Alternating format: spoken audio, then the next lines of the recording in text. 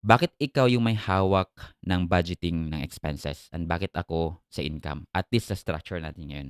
Ako kasi yung nakakaalam sa lahat ng expenses. So, I know kung anong cards yung nagju anong bills yung nagju magkano, kailan babayaran, anong suppliers babayaran sa restaurant, sa payroll. So, ako yung nakakaalam sa lahat ng palabas. So, ako yung may control nun.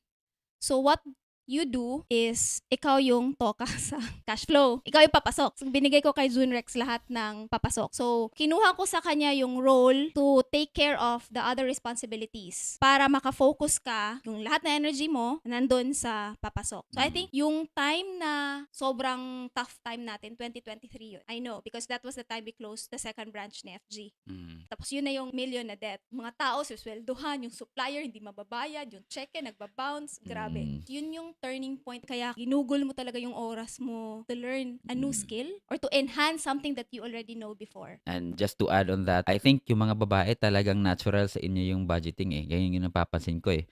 Yung mga lalaki, eh, hindi masyadong magaling mag-budget kaya parang natural talent mo yun. So, paubayan natin sa kanila, ang galing nila mag-budget. Yung mga husband naman, dun sila magaling sa paghahanap ng pera.